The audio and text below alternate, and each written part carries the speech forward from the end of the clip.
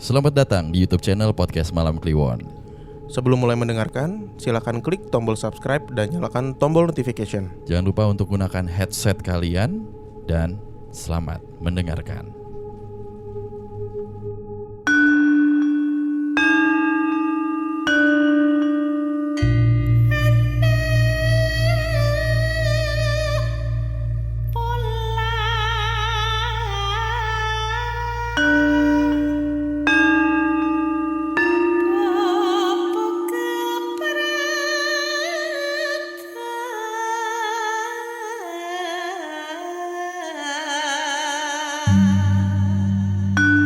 Panggirawiti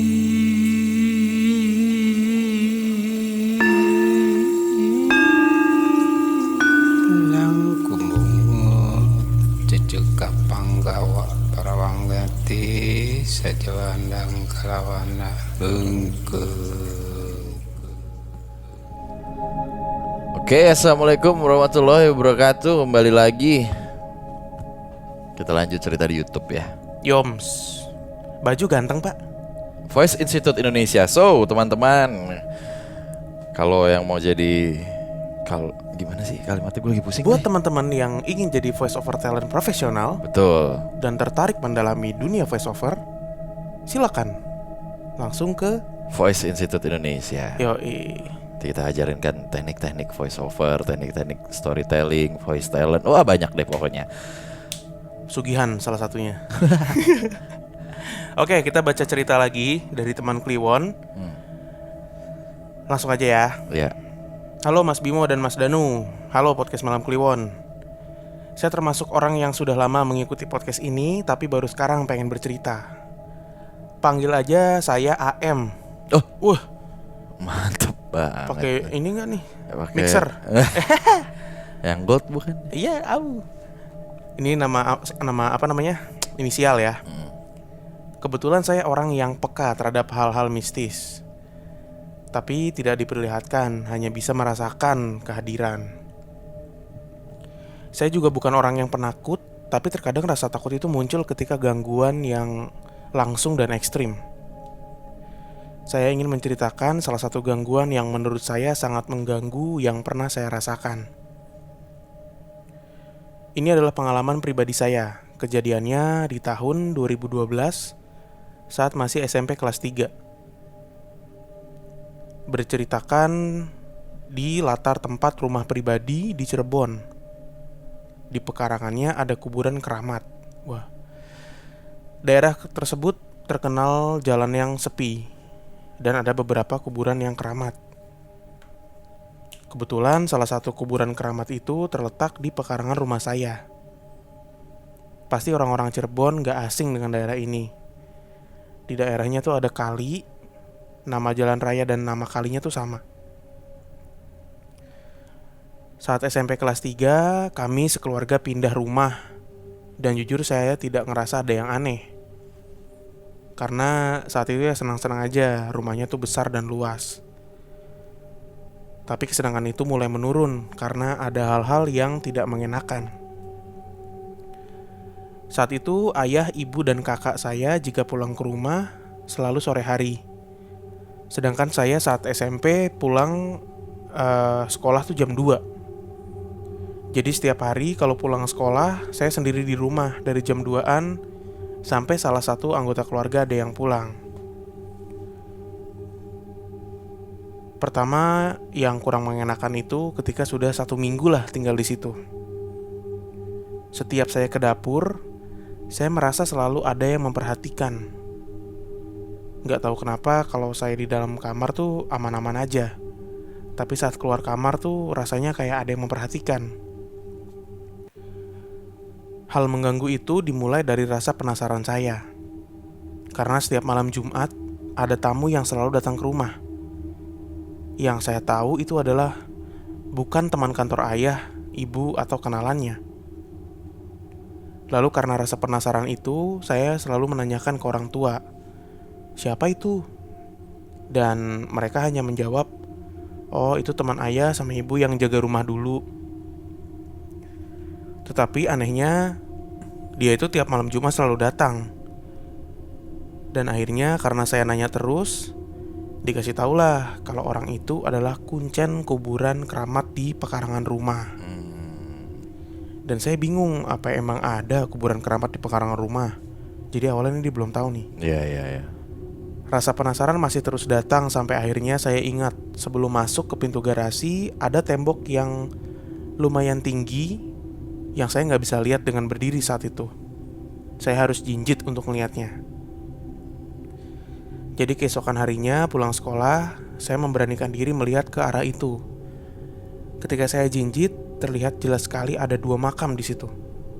Yang satu mungkin makam anak-anak karena kecil ukurannya.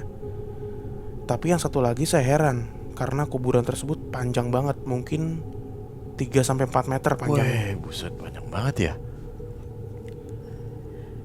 Singkat cerita, beberapa hari setelahnya saya mendapat gangguan pertama yang lumayan ekstrim setelah bangun pagi. Kebetulan itu weekend, jadi semua orang ada di rumah. Ketika saya bangun pagi dan keluar kamar, di situ ada kakak saya sedang nonton TV. Belum saya sempat duduk di sebelah kakak saya, tiba-tiba pintu yang menghubungkan ruang tamu dengan ruang keluarga terbuka selebar-lebarnya.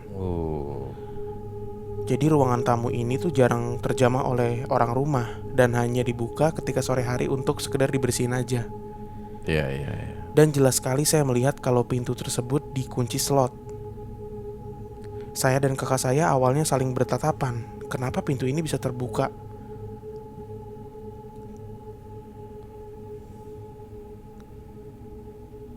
Apa itu? Apaan tuh?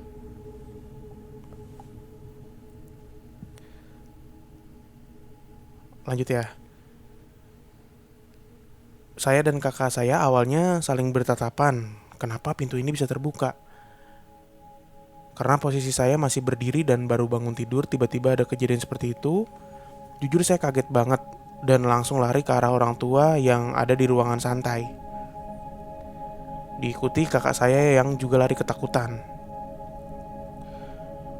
Baru aja selangkah saya keluar dari rumah, entah kenapa saya terpleset atau tersandung dan jatuh. Diikuti oleh suara ketawa anak-anak yang dikira saya itu kakak saya yang ketawa. Saya langsung marah ke kakak saya. Apaan sih lo kok malah ketawa? Dan kakak saya menjawab, siapa yang ketawa sih? Saya juga ketakutan gitu. Dan di situ saya diam. Terus mempertanyakan siapa anak-anak tadi, suara ketawa gitu. Lalu saya nggak membahas lagi tentang ketawa anak-anak tersebut. Mungkin saya salah dengar. Lalu orang tua saya pun hanya bilang, udah lupain aja, mungkin angin itu. Dalam hati pun saya ngebantah kan, nggak mungkin lah itu angin, pintu segede gitu diselot, kok bisa kebuka karena angin gitu.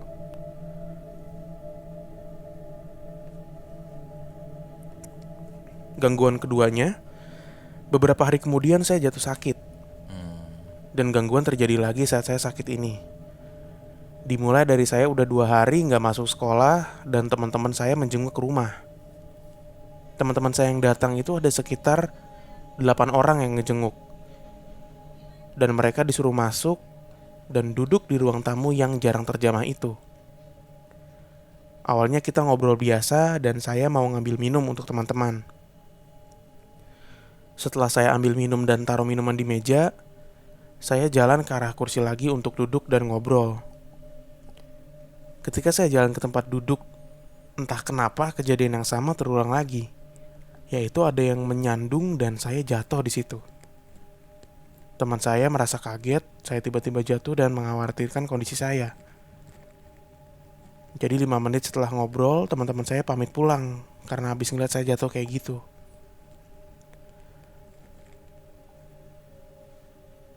Suara apa sih itu ya? Kayak gimana? Kayak suara plastik. Oh, ini kali kegeser tadi. Oh, Bukan. beda sih, yaudah ya. Malam harinya gangguan tersebut ada lagi. Jadi setiap jam itu saya disuruh minum air putih sama orang tua saya. Hah? Untuk mengganti cairan yang keluar karena saya keringetan terus-menerus. Iya. Walaupun saya tidur, saya pasti dibangunkan tiap jam untuk minum sama orang tua saya. Sekitar jam 1 sampai jam 2 atau jam 2 malam gitu, saya dibangunkan dengan ibu untuk minum. Tetapi karena saya masih ngantuk banget, mata saya masih tertutup gitu sambil minum air yang diberi oleh ibu. Sehabis minum saya tidur lagi. Kurang lebih 5 menitan, tiba-tiba perut saya mules banget kayak melilit gitu. Dan tiba-tiba ada suara anak kecil ketawa karena saya mules tersebut. Karena ada ketawa tersebut, saya sontak langsung bangun dari tidur dan lari ke arah orang tua saya. Dan ternyata ayah dan ibu tidur lelap di kamarnya. Langsung saya bangunin orang tua untuk menunggu saya selesai dari toilet. Tetapi saya nggak cerita tentang kejadian itu. Besok harinya saya tanya ke orang tua saya, "Ibu, tadi malam bangunin aku buat minum?" "Enggak dek, ibu soalnya udah ketiduran." "Loh, siapa yang bangunin aku semalam ya? Terus ngasih minum ke aku?" Ibu gak bangunin kamu sama sekali kok." Wah, dari percakapan tersebut saya berpikir, siapa yang ngasih minum saya? Siapa yang ketawa dan apa yang saya minum? Gak lama dari kejadian itu saya masuk ke rumah sakit untuk dirawat. Dan gak lama setelah keluar dari rumah sakit, saya dan keluarga pindah dari rumah itu.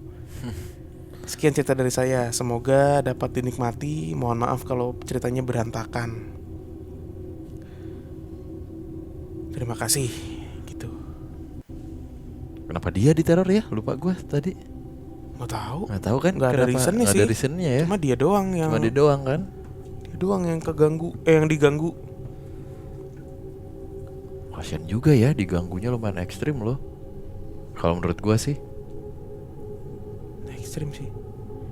Dibangunin disuruh minum. Ini minum. Tapi nggak tahu gitu yang ngasih ternyata siapa. Yang lo minum tuh apa? Kenapa sadar di situ ya? Apa nggak sadar ya? Nggak tahu deh. Gue ingat cerita ini leh. Dulu waktu gue di kontrakan, gue waktu itu nginep. Pokoknya ada si Kocil deh, teman gue di kampus. Nah, si Kocil ini tidur di dalam. Gue tidur di ruang tamu, di luar lah. Dia tidur di dalam di kamar. Nah, saat itu ada Balut juga tuh. Jadi ada gua, ada Baldut, ada Kocil, ada Coko gitu-gitu lah lagi rame. Nah, malam-malam si Kocil nih kalau kata orang Betawi itu apa ya, mendusin. Kebangun gitu. Nah, terus kan lampu mati ya. Jadi cuman kalau ada orang tuh siluet doang yang kelihatan. Dia ngelihat ada siluet yang kayak Baldut. Gede, gendut, rambutnya keribuk kan Baldut ya, gondrong gitu. Cuman siluet doang. Ngambil ini apa, air mineral botol yang gede tuh. Ngambil. Kocil ngeliat kan, nanya, "Buset, aus lu?" Gitu. "Aus lu, Bal?" Si sosok ini manggut doang. Ya. Sudah tuh, Kocil tidur lagi. Besoknya ngomong lah tuh si Kocil, "Semalam nyari air jauh amat lu sampai ke kamar." Nanya ke Baldut. "Hah? Nyari air?"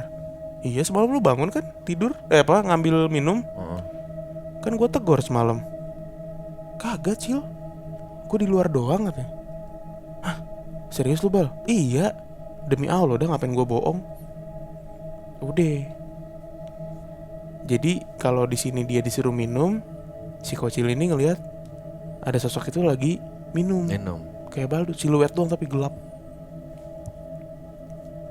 Tapi dari botol ya, bukan galon. Dari botol. Bukan galon gitu. Ribet juga, Pak. Ribet. Enggak. Ribet ya. Apalagi galonnya habis. Itu kan cuma siluet ya. Siluet berarti kalau kelihatan bawa galon kan. Maksudnya kalau misalnya lagi bawa galon, kelihatan bawa galon kan. Buset, aus lo Dut gitu kan. Masuk tuh. Itu kalau misalnya beneran dibawa galon dulu, duang, itu lebih serem tuh leh. Siluet ngelempar galon tapi ada suaranya. Duang, dibanting ya ya kan. Galonnya kalau enggak makhluknya komplain. "Aus lu, Bal. Aus abis nih galon. Refill dulu." Ngomel apa. Tapi cuma siluet ya. Siluet doang. Karena lampu mati juga sih. Jadi enggak kelihatan. Tapi emang bener deh ini cerita si AM ini nih. More than words. Wih. Ekstrim. Ekstrim banget. Iya benar. Heeh. Kalau kita mau nyebut ekstrimers nggak pernah dikasih kaosnya nih. Iya udah 4 kali. 4 kali ini parah banget. Ya udah deh, Ayo udah deh ya. Oke. kita suasana dulu nih. Bergerak.